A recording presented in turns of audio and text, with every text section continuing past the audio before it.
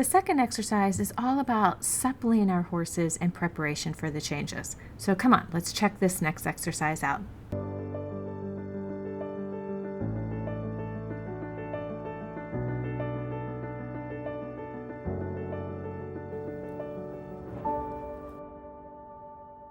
Hey guys, so we are into the next flying change exercise that I want to cover. And so this one is a really good suppling exercise.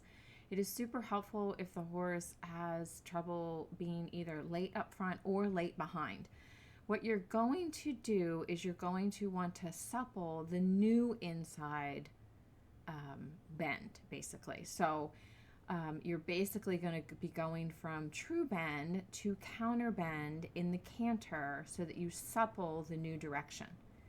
So if you're going to the left, you're going to be in left lead canter and the horse will be bent left, right? So you'll be on the left lead canter, you'll be going to the left, and the horse will be bent left. Then you're going to work on counter flexion first. So counter flexion is just the softening of like the first couple vertebrae and the pole in the new direction. So you're going to stay on left lead, you're going to stay going to the left, but you're going to have a little counter flexion of the pole to the outside.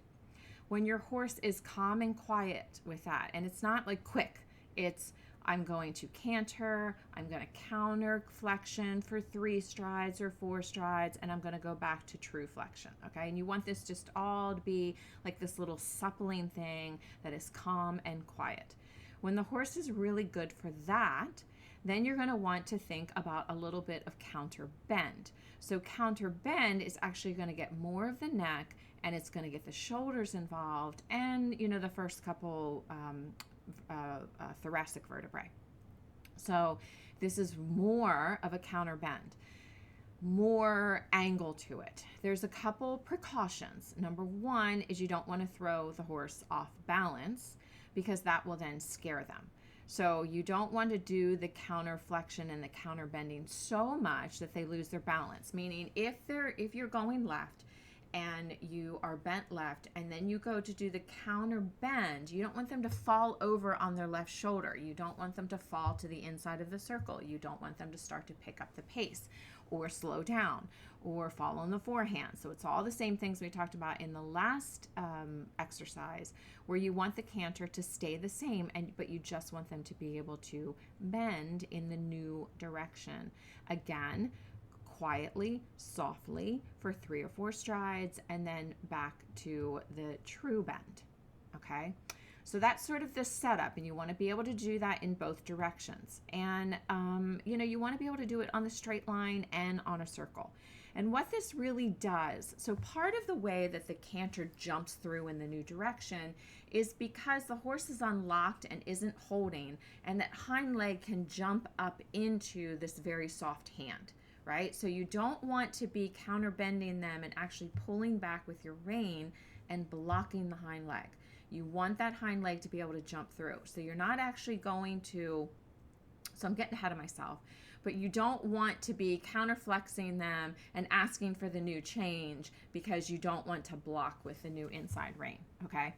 But you do want to get this like softness in their body so that then they can jump through to the new lead and they're balanced and already bent in that direction. So I hope that's clear, a little bit of the differentiation between I'm going to counter bend them and ask for the change versus I'm going to supple them in the new direction and then ask for the change. Obviously, we're going for the latter, okay? So this is a suppling technique. So when your horse gets to where at any place and at any time, circle or straightaway, you can counter bend them in the canter and they stay soft and relaxed, then you can switch your aids and ask for the change. So what's really important in this is that if you're going left and you're counter bending to the right, what is your body position?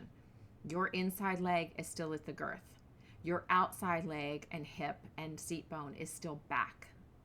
So you do not want to change your positioning at all.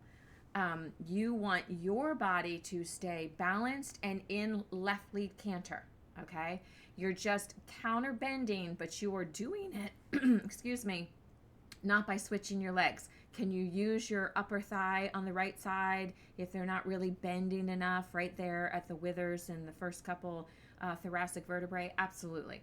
And are you pulling a lot their neck around? No. This is by this time, if you're starting the changes, you should be able to subtly affect your horse's balance and bend and suppleness without it being a very drastic move on your part. So you want to stay completely in left lead canter.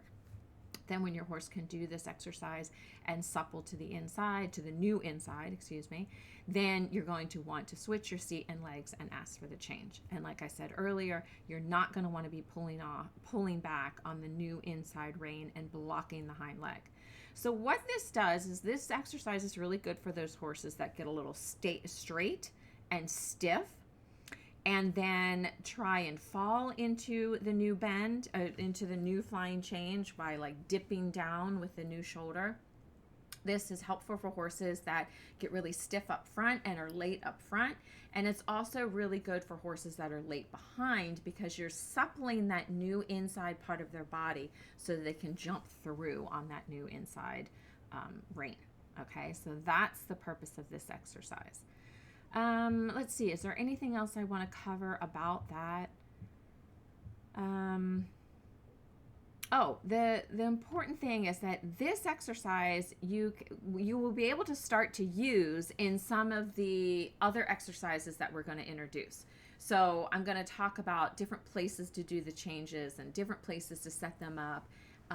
And so if you perfect this exercise, this will help you when you go to do other exercises because you'll be able to supple and soften them on the new inside rein to set them up for a change.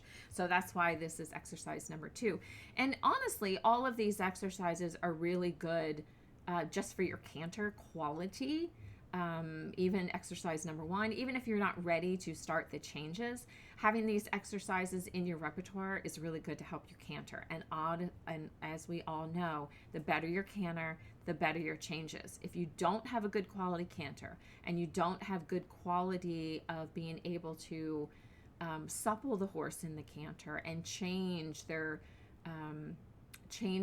speed and direction and bend and all of that, you will have trouble in the flying changes. So all these exercises to help sort of eliminate those as potential problems and really help you hone in on what your horse needs to do a successful flying change. And that's part of this whole series, is so that you can try all of these exercises with your horse. You're going to find that there's some that really benefit your horse and some that might benefit another horse, and that not all of these exercises will be needed for every horse. Okay, I'll see you guys on the next one.